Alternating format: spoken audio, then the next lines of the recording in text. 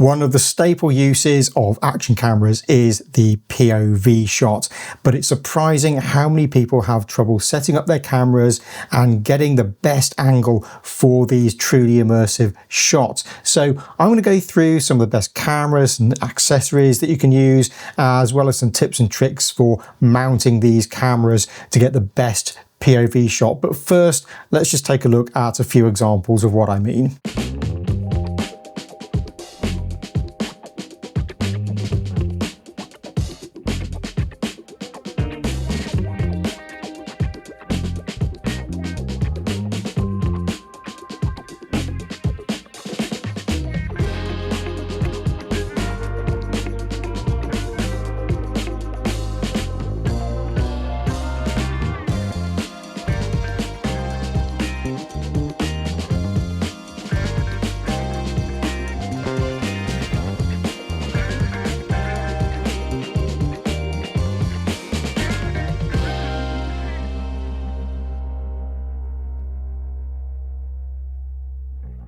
Now, the shots that you've just seen were taken with a variety of different cameras, and some of them are better suited to POV than others.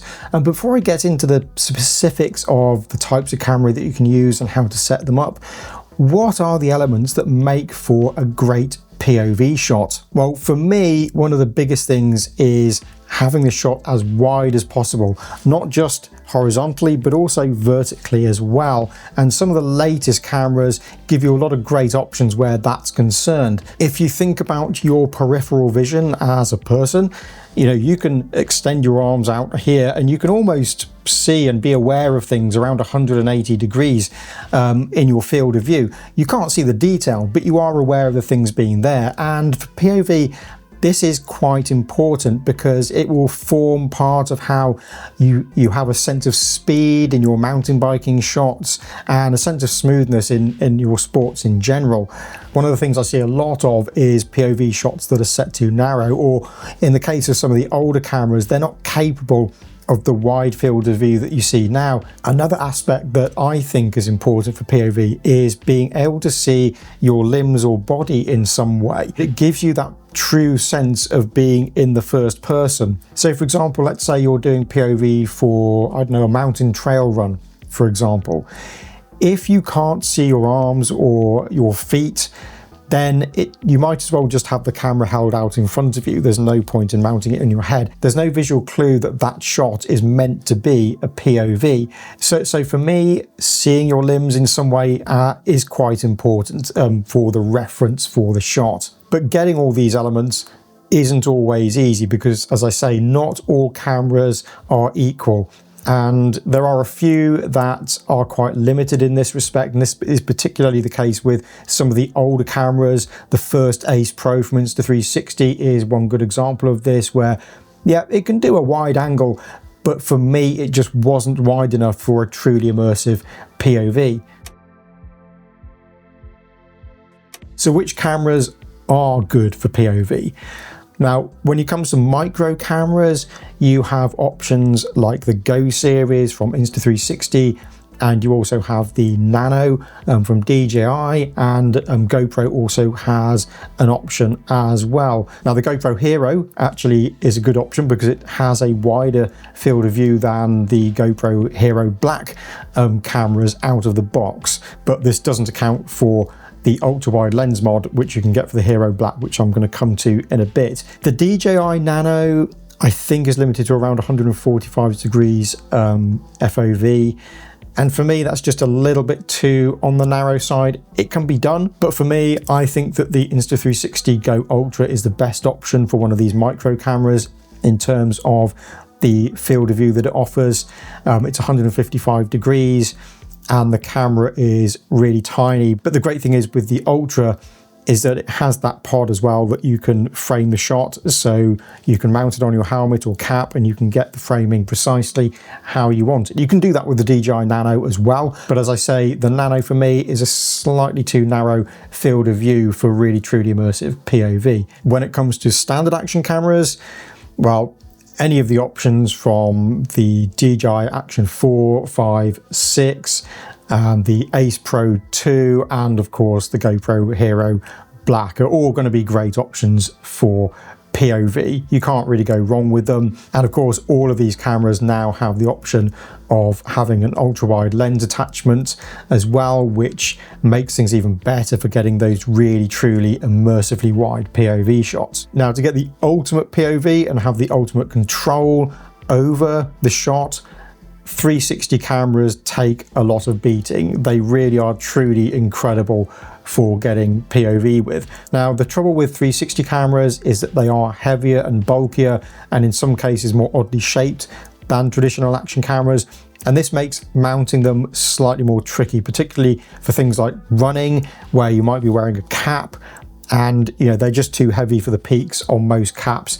So you're limited in where you can mount them for a true POV experience. But having said that, in the right situation, 360 cameras really are exceptionally good for this sort of use. Now, the next best thing is what I've previously mentioned, and that is getting hold of one of the ultra-wide lens attachments for your normal action camera. And this will give you an almost 180-degree field of view, which means they are exceptionally good for getting immersive POV with a much lighter camera setup. These ultra-wide lens attachments also give you much more flexibility when it comes to the camera setup, but this is something which I'm going to go into in a more advanced tutorial coming up very soon. Having the wrong camera settings is one of the most common problems I see with people's setup. I see a lot of people using the standard wide setting on their GoPro. They buy it and they take it out of the box. A lot of people are not camera experts. They're not online all the time looking at how to set these things up. So they just assume that that is the widest angle that they can get. Now, with the GoPro, you want to be using either super view or hyper view. Hyperview gives a lot of distortion, a lot of fisheye distortion, but it does give you the full height of the sensor. So in the right situation where things are looking straight ahead, then Hyperview is a really good immersive setup. But the next best thing is Superview, and that's what you have the option of on the older GoPro cameras. It's only the newer ones that have started bringing in the Hyperview option. But yeah, if you're going to be doing kayaking or mountain biking, then Hyperview is certainly a setting you should be looking at to get the absolute widest setting you can. On the DJI cameras, there's the ultra wide setting, and that is your de facto setting you should be using for any sort of POV shot. Insta360 the same. Insta360 cameras have an action setting that is specifically set up for POV, and again, that's what you should be using for these sorts of situations. Another thing to look at is setting your exposure compensation to a minus value, maybe half a stop, maybe even a full stop. And that will ensure that in mixed lighting situations where you might have a lot of dark or a lot of light, you're not going to blow out your highlights. And also it gives you some safety as well. When you go into bright sunshine, you might be pointing into the sun somewhere, and it keeps a bit more detail in the highlights. You're not going to be able to save every shot, but it gives you a bit of safety margin and just makes things look a bit better. On some cameras like the DJI, I find the colors are slightly better as well when you lower that exposure value. So yeah, that's something else to think about setting on your cameras. Now, I have seen discussions about whether you should have the stabilization turned on or off. I prefer it to be on. I prefer a smoother shot. I don't like the distraction too much of the camera shaking all around the place. But I know some people like it turned off because they want to convey the chaos of what's going on. And that's fine, but I think that works best if you're cutting in with other cameras rather than just doing an entire video. I know a lot of people who are going to be watching this are just going to be filming their respective sports and activities, and maybe the entire video is going to be POV in the end, so there won't be any intercutting from other cameras. So for those sorts of situations, I definitely recommend keeping the stabilization turned on. Now, some of the cameras have a sport setting, and this is something that you should activate because it means that the camera will keep the shutter speed fast enough to keep that stabilization looking good, or at least as good as it possibly can. If you end up in a lower light situation, you don't want the camera reverting to a slower shutter speed because you'll get quite blurry images. On a slightly more advanced note, should you use ND filters? Personally, I think not. There are other ways to get that effect. I think that ND filters are okay if your lighting is consistent.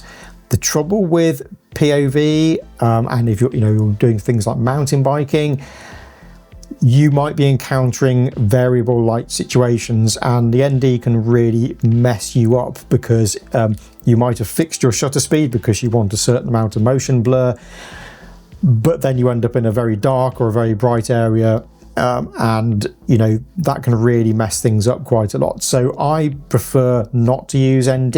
It adds faff, and I don't want to be faffing around. It's an extra thing to be thinking about. It's an extra thing to be worrying about. The one thing you don't want to happen is to miss an epic moment because you happen to have the wrong ND filter on your camera. So unless you really know what you're doing and you have consistent constant light, then I would stay away from ND filters personally. Now, as far as mounting the camera goes, different sports have different requirements. So let's talk about some of the more common sports that these cameras are used for. Mountain biking is probably one of the most prevalent ones. So for mountain biking, I prefer the chest mount. So when you mount the camera to the chest mount, you want to have the camera angled upwards and upside down. And that's because when you go into your attack position on the more exciting parts of the trail, you're going to be standing up on the pedals, you're going to be leaning forward, and then now the camera is pointing forward. If you had the camera mounted vertically to begin with, then as soon as you stood up, the camera is now going to be pointing downwards, and that's no good for anything. The other good option, if you have a full face helmet, is the chin mount. I think that gives a really good POV, particularly with the ultra wide lens attachments. I don't recommend having the camera mounted on top of the helmet. I'm not a great fan of that for mountain biking, but in some circumstances with 360 cameras, having it on top of the helmet on very steep sections can actually enhance that impression of steepness on the trail, but in those very limited situations. Now for running, I use a cap mount, but make sure you have a rigid peak on the cap. If it's too flexible, then the camera just flops around and it's a bit hopeless. I've got some lightweight summer running caps and I can't really mount this on them. But what I'm using here is off the GoPro head strap mount. It has a removable clip that you can use on other objects like this. And again, you want the camera angled down. Now, you're going to have to play around with the setup on this. If you don't have an ultra wide lens attachment for your camera, or you're using the Go series from Insta360, your field of view is going to be a bit more limited. So for running, I really do recommend getting one of the ultra wide lens accessories for these cameras, because that means you can angle the camera down, you can see your body and your feet and your arms. Now, I don't recommend using a chest mount for running, particularly if you're just using the standard lens instead of one of the ultra wide lens accessories. That's because you can't really see your arms. One of the reasons I like to angle the camera downwards when it's on a cap is to make sure that at least you can see your arms in shot. Most people don't run like Tom Cruise or Robert Patrick in Terminator 2. They're not doing this. So their arms are quite relaxed. And so what I found with the chest mount is that you can't really see the arms too well. It's better with the ultra wide lens attachments, but for running, I do prefer the cap mount and angle it down. Now, with some of the other cameras without the ultra wide lens attachments, like the Go Ultra, you can still get a good running POV, but you need to be very careful and set it up with using the LCD on the charging pod to get your framing just right. You want to angle just enough so that you can see your arms and maybe your feet, but not so far down that you can't see the route ahead. You don't want to be looking entirely at the ground. But importantly, make sure you set things up exactly how you're going to be using it. I made the mistake once of using one of the headband mounts, and I tested the camera at home with the angle, and then I went out running. But I made the mistake that when I went running, it was really cold, and I used a beanie hat, and I was putting the head strap mount over the top of the beanie hat. And that was enough to lift the camera up my head, just enough to completely change the perspective, and I lost most of my arms and legs as I'd set the camera up. So always make sure you test the camera in the exact setup that you are going to be using. And if you're doing something like whitewater kayaking, always make sure that you put it on the helmet and you test it out before you go on the water. Don't just get on the water and hope for the best, because I can guarantee you the angle won't be right. Speaking of whitewater kayaking, a lot of people have the mount on top of the helmet here. And for me, I don't like that shot. When the camera is angled down so that you can see the boat and your arms, you always risk having the helmet in shot. And one of my bugbears is that I don't like seeing the helmet in shot on POV shots in kayaking. It's a distracting thing in the bottom of the screen, and with the stabilization on, it just looks a bit weird. Also, the camera's much more vulnerable up there. You know, you hit rocks with your head if you go upside down doing this activity. Having it mounted on top of the helmet puts it in a more vulnerable position. Personally, I prefer to mount it on the front of the helmet and then again angled down, making sure I test the angle, because I want to be able to see the spray deck. I want to see the boat extending out in front of the view. If you have it too high up and facing too far forward, you just have this little bit of boat hull floating around in the bottom of the screen, and it's not a composition. It looks like a mistake, you know. So if you're going to get the boat in shot, make sure you properly get the boat in the shot that way. But just like with the running, you need to test that angle to make sure that you're getting enough of the boat and your arms and the paddle in shot, but not losing what you're going to see ahead down the river. Again, you don't want to just be looking straight down at the hull of the boat. You do want to be able to get some of the environment in again, and that's why you need to test and practice with the angle to make sure it's correct. And with kayaking, make sure you account for your head angle. A lot of kayakers will look down, you know, they're looking down at the front of their boat. They shouldn't do, they should be looking ahead. We're all guilty of it, but again, if you angle the camera down and you haven't accounted for the fact that you have a tendency to look down at your boat a lot, then again you can end up missing a lot of the view ahead and end up entirely looking at your boat. So that is something to be careful of with whitewater kayaking and kayaking in general. Climbing is a very different one. If you have the camera only angled slightly downwards or straight ahead, then all you're going to see is rock face. So with climbing, it's best to have the camera angled completely directly downwards, you know, looking straight down at your feet. That way you can see where you've come from. You get that sensation of height as well. But if you look up at the route ahead, your camera will still angle up just enough to be able to see some of your arms. But again, it's something that you need to test yourself to make sure it works as you want it. And again, I think these ultra wide lens attachments are really good for this kind of use. Now, surfing is one of those sports that with action cameras is slightly awkward, but also you've got a lot of options with it as well. For POV specifically, a bite mount is the best way to go. And again, practice with that angle, because you want your surfboard, you might want your feet in shot as well, depending on how wide an angle you can get. The thing with biting mounts and surfing though, is you do want to ensure that your camera has a floaty mount on it, or make sure you tether it. Now, tethering in surfing used to be a bit tricky, but there are companies now making armband tethers, so the armband goes high up on your arm like this, and the tether comes round so it doesn't get into shot, and it means that you can, if you let go of the camera, you're not going to lose it. So when it comes to actually recording your footage, the other mistake I see people make is that they set the camera going and they end up with hours and hours of footage that they don't know what to do with, and they can't be bothered to look through it and edit it. So the key thing here is to anticipate what's going to happen. and try and record only when you need to, when you think something interesting is going to happen or you're at an interesting location. So with mountain biking, the bits where you have to pedal in between the downhill sections might not be that interesting. Depending on what you're doing, you might be making a cross-country video of some sort, that's fine. But the key thing is, don't record anything that you don't think is interesting. Now, I know sometimes you can be in a situation where something interesting just happens out of the blue, but you know, if you are prepared to edit it, if you're prepared to look through all the footage, then you know, recording lots of it is absolutely fine. But if you're one of those people who is editing averse and doesn't like sifting through the hours of footage, then yeah, you need to be making sure that you're only setting that camera going when you need to.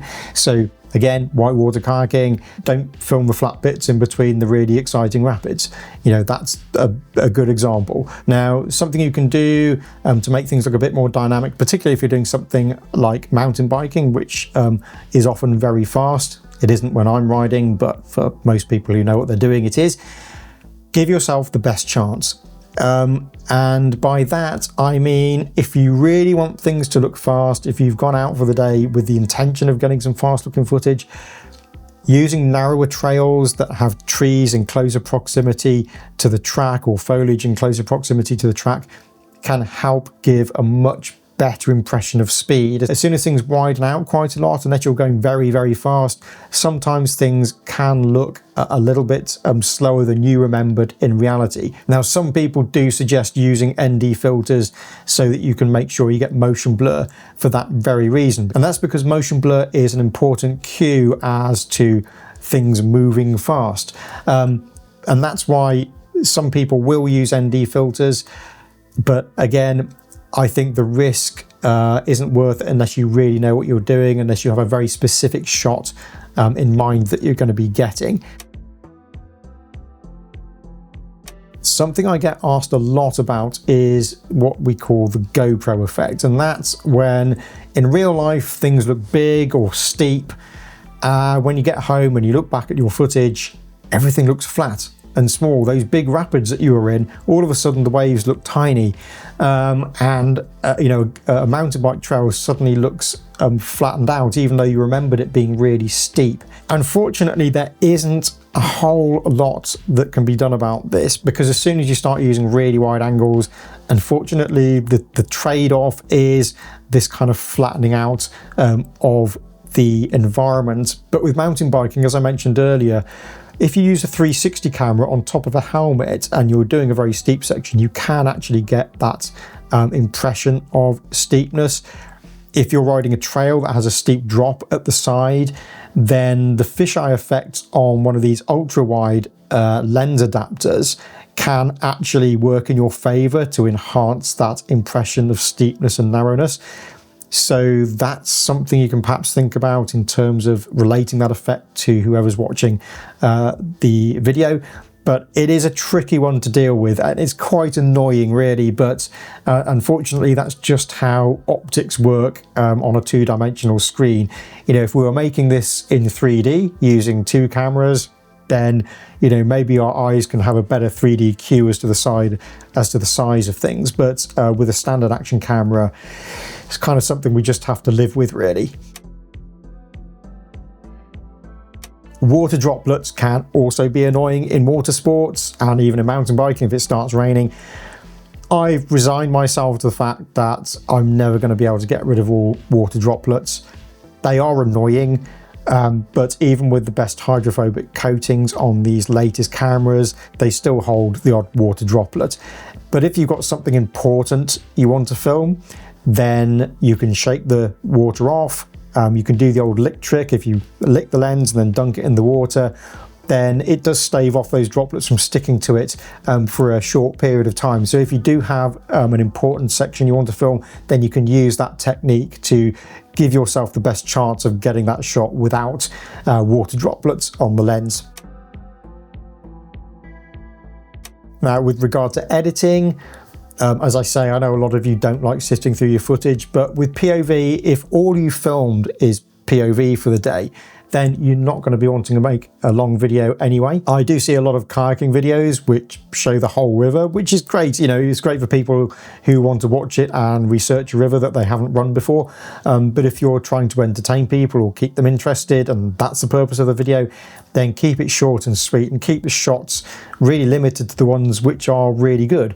You know, be ruthless with the shots that you put in there. You know, your video only has to be like a minute, 2 minutes long max. It doesn't have to be like a 20-minute long endless POV shot of something. So, you know, be ruthless with your shot choice, and this will keep the edit interesting for other people who weren't with you on that particular day.